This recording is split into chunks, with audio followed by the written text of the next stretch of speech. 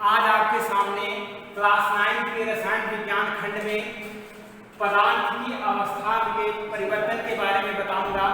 इसके पहले वाले वीडियो में आप लोगों ने क्या देखा था? इसके पहले वाले वीडियो में हमने देखा कि पदार्थ को किस तरीके से हमने जो है ठोस, द्रव और गैस के रूप में समझा था। इस वाले वीडियो में हम क्या करेंगे, पदार्थों के कुछ गुण भी समझे थे। पदार्थ की अवस्था में परिवर्तन, यानी जो पदार्थ है, जो वस्तु है, उसके अवस्था में परिवर्तन भी हो सकता है। यानी हम इसकी अवस्था एक जो है अवस्था से दूसरे अवस्था में भी हम ला सकते हैं और उसको कैसे अवस्था में परिवर्तन करेंगे ये हम देखेंगे। तो नंबर 1 क्या है? तापमान। तापमान में परिवर्तन, तापमान में परिवर्तन करके।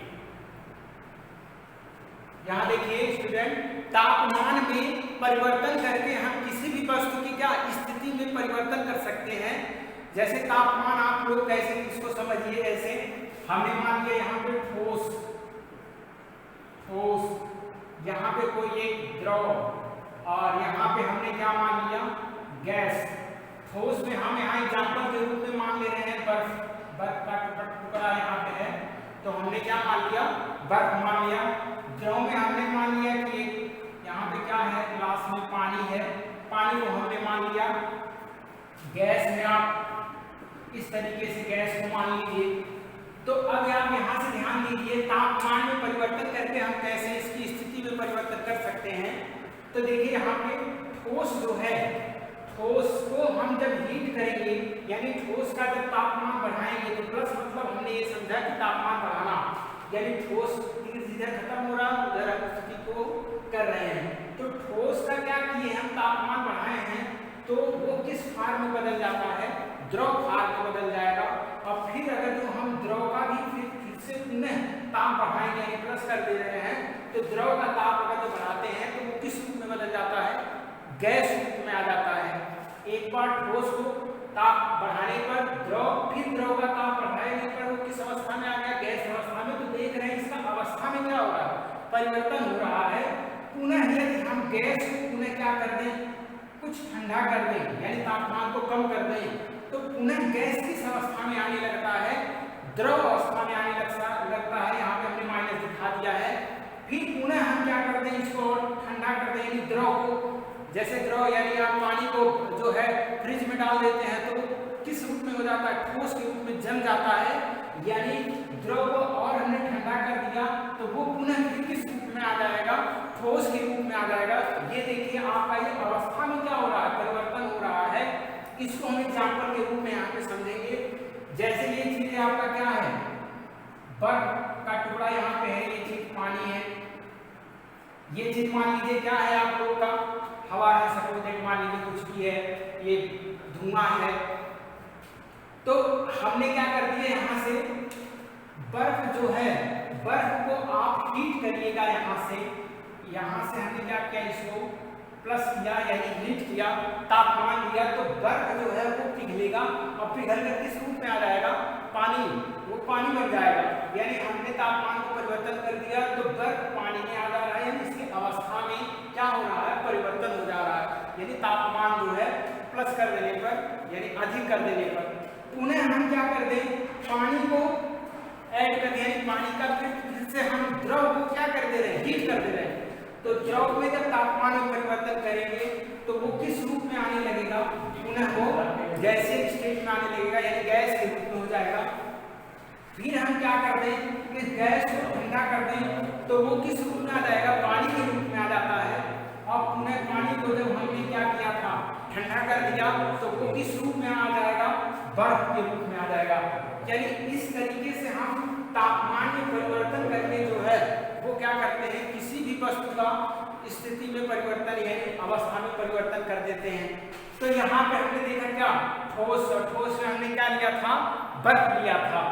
अब हाँ तो स्टूडेंट, हमने पहला तापमान में परिवर्तन करके, अब दूसरा क्या है, दाब में परिवर्तन करके भी हम किसी भी वस्तु की स्थिति में क्या कर सकते हैं, परिवर्तन कर सकते हैं। देखिए कैसे परिवर्तन कर देंगे, जैसे मान लीजिए क्या है, ठोस हमने जैसे किया ठोस, और फिर क्या यहाँ पे लिया द्रव, और क्या गैस।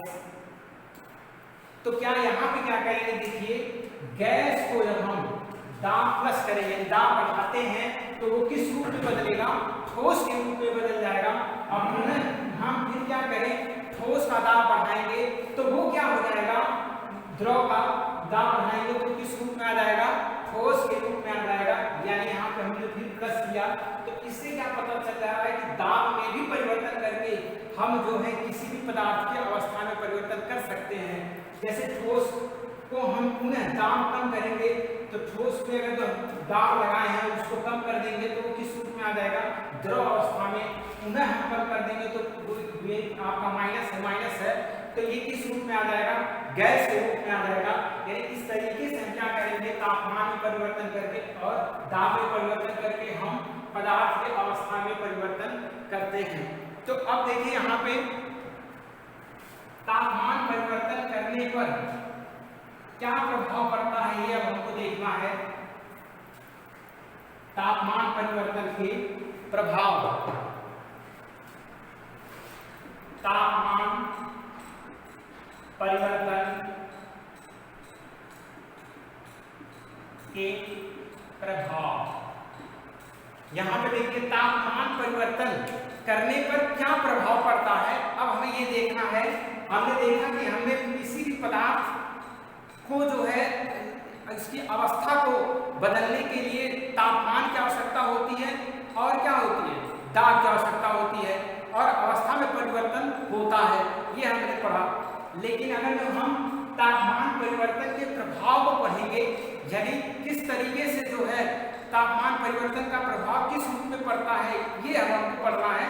तो इसमें देखिए क्या होता है, पहला जो आपका पॉइंट होता है वो क्या होता है, गलनांक, गलनांक बिंदु।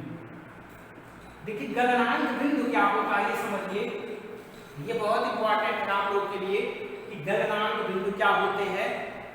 गलनांक वे ताप, यानी जिस ताप पर कोई भी ठोस द्रव अवस्था में बदलता है, जिस ताप पर कोई भी ठोस वस्तु वह द्रव अवस्था में बदल जाए उसे हम क्या कहते हैं, गलनांक बिंदु कहते हैं। तो यहाँ पे ध्यान दीजिए, जब कोई भी ठोस जो होगा वो द्रव अवस्था में आ जाएगा तो वो ताप जो होता है वो हम किस तरीके से देखते हैं उसको हम समझे। जैसे सपोज दैट हम एग्जांपल के रूप में ले रहे हैं, एग्जांपल जैसे हो गया आपका क्या, बर्फ। बर्फ देखिए, बर्फ क्या है, ठोस है। तो ठोस है तो इसमें क्या कर रहे हैं हम, ठोस को यदि हम हीट कर दें, यानी उसको ताप दे रहे हैं, तो ये कह रहा है कि ठोस को हम किस ताप पर गर्म करें कि वह बर्फ अवस्था, यानी ठोस जो है वो धीरे धीरे क्या पिघलना शुरू कर दे, यानी द्रव अवस्था में आ जाए। तो वह क्या, उसका जो ताप होगा, टेम्परेचर होगा, वो क्या हो जाएगा, 0 डिग्री सेंटीग्रेड हो जाएगा। उसका टेम्परेचर कितना हो जाएगा बच्चों, 0 डिग्री सेंटीग्रेड हो जाएगा। यानी 0 डिग्री सेंटीग्रेड पर जो है बर्फ वह क्या होता है, यानी ठोस जो होता है वह किस रूप में आ जाता है, द्रव अवस्था के रूप में आ जाता है। जो आपको विशेष यहाँ पे ध्यान देना है।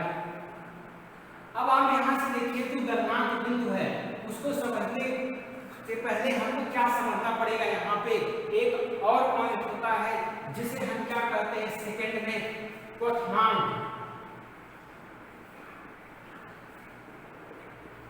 एक गलनांक होता है, एक क्या होता है, क्वथनांक होता है।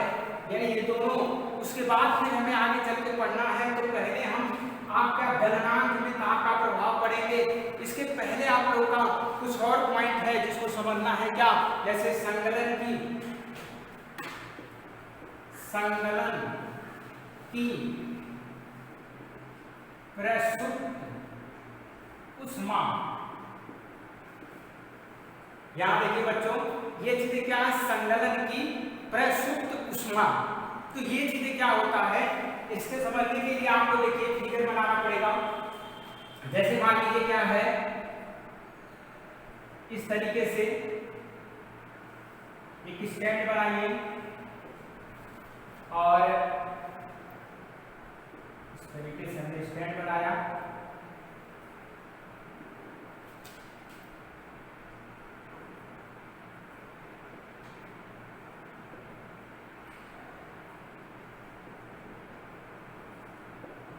यहाँ पे कोई ठोस इस बीकर में एक बीकर बनाया और यहाँ पे ठोस को हमने रख दिया और यहाँ से हमको ऊष्मा इसको देना है। तो ऊष्मा देने के लिए हमने यहाँ से इसको हम क्या कर रहे हैं, तापमान दे रहे हैं इस तरीके से। और ये देखिए आपका स्टैंड है, जो वो स्टैंड इससे लगा हुआ है।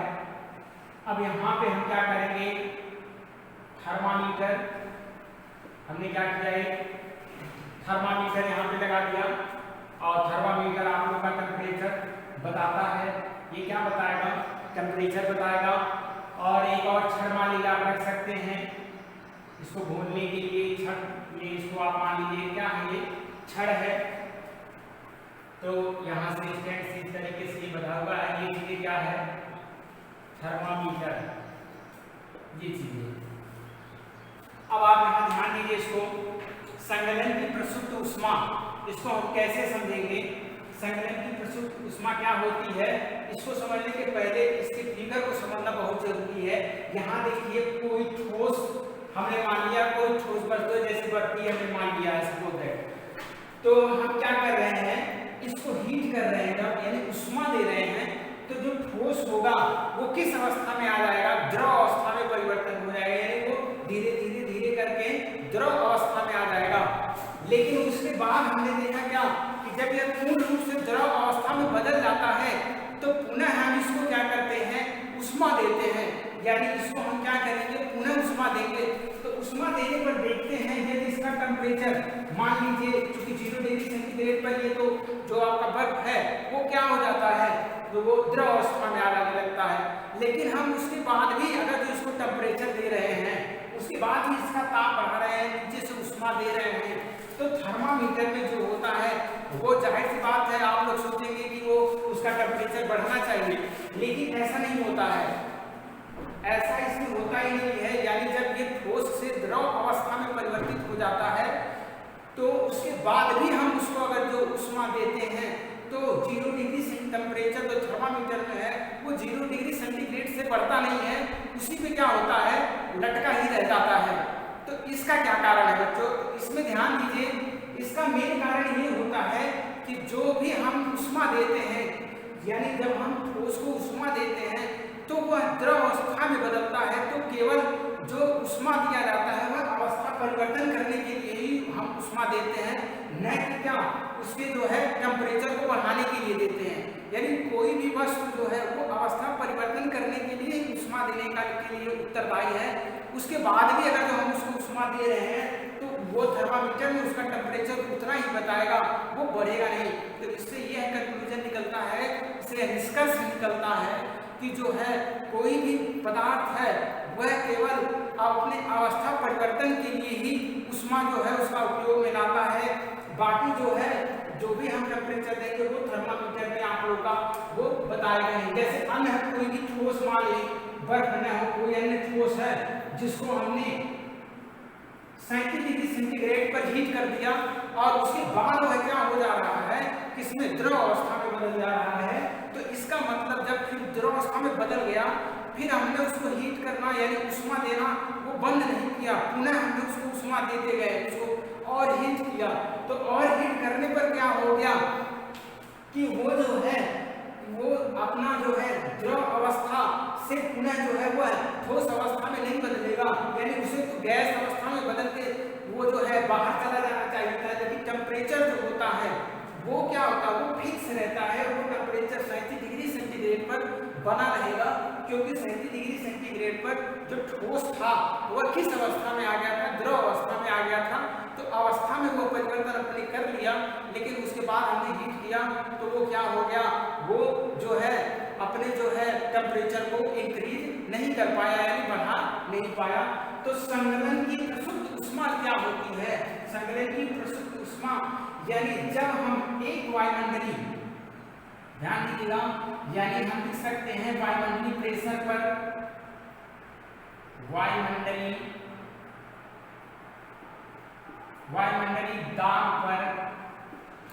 दाब पर जब 1 किलोग्राम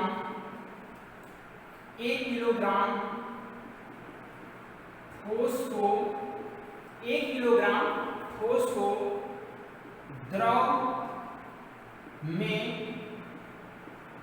बदलने के लिए जितनी ऊष्मा की आवश्यकता होती है उसे संगलन की प्रसुप्त ऊष्मा कहते हैं। ये देखिए, यानी वायुमंडलीय दाब पर, जैसे फिगर को समझिए, इस फिगर खुला है, इसमें वायुमंडलीय दाब भी कुछ पड़ेगा। तो यहाँ पे दिया है वायुमंडलीय दाब पर जब 1 किलोग्राम, यानी क्या हो, 1 किलोग्राम ठोस हो, 1 किलोग्राम का कोई ठोस है, वो ठोस जो है वो द्रव अवस्था में बदलने के लिए, उसको हम द्रव अवस्था में बदलने के लिए जितनी ऊष्मा की आवश्यकता होती है, यानी जितनी ऊष्मा, वो 1 किलोग्राम का जो एक ठोस है, हमने इसको हीट कर रहे हैं, हम इससे देखिए क्या कर रहे हैं, ताप दे रहे हैं, ताप दे रहे हैं। यदि ये क्या हो जाए, 1 किलोग्राम का है, एक ठोस जो है वो 1 किलोग्राम का है, और इसको हमने हीट कर दिया, तो हीट करने पर ये क्या होता है, ये जो है अपने अवस्था में परिवर्तन, यानी इसका अवस्था में परिवर्तन हो गया, यानी ठोस किसमें बदलेगा, द्रव में बदलेगा। तो 1 किलोग्राम को हम ठोस को द्रव अवस्था में बदलने के लिए जितनी हमको ऊष्मा की आवश्यकता होती है, उसे ही हम क्या कहते हैं, संगलन की प्रसुप्त ऊष्मा कहते हैं। तो इस तरीके से आपने यहाँ पे क्या पढ़ा कि तापमान में परिवर्तन यानी पदार्थ की अवस्था में परिवर्तन किस तरीके से करते हैं। नंबर 1 तापमान में परिवर्तन करके, नंबर 2 दाब में परिवर्तन करके। तापमान में परिवर्तन हमने किया जो है, तो तापमान परिवर्तन करने के बाद फिर पढ़ा कि तापमान परिवर्तन के क्या प्रभाव हैं। तो प्रभाव में नंबर पहला हम लोगों ने क्या पढ़ा, गलनांक बिंदु। तो गलनांक बिंदु में आप लोगों ने पढ़ा कि जब हम जिस ताप पर कोई भी ठोस क्या होता है, वो द्रव अवस्था में बदल जाए, तो वह ताप क्या होता है, गलनांक बिंदु कहलाता है। जैसे बर्फ का जो होता है, यानी हर एक पदार्थ का गलनांक बिंदु अलग होता है, ये भी विशेष ध्यान दीजिएगा। जैसे बर्फ 0 डिग्री सेंटीग्रेड पर जो है वो द्रव अवस्था में बदलता है, लेकिन जो लोहा होता है, लोहे को 1534 डिग्री सेंटीग्रेड का अगर हम ताप देंगे तो वो किस रूप में, वो पिघलना शुरू कर देगा। तो प्रत्येक पदार्थ का क्या होता है, जो गलनांक होता है वो क्या होता है, अलग अलग होता है, न कि हम सेम करेंगे। तो ये आपको ध्यान देना है। उसके बाद संगलन की प्रसुप्त ऊष्मा हमने पढ़ा। वायुमंडलीय दाब पर जब 1 किलोग्राम का कोई भी ठोस है, और ठोस को जो है हम जितनी ऊष्मा की आवश्यकता होती है उसको द्रव अवस्था में बदलने के लिए, उसे ही हम संगलन की प्रसुप्त ऊष्मा कहते हैं, जिसको हमने फिगर से समझाया।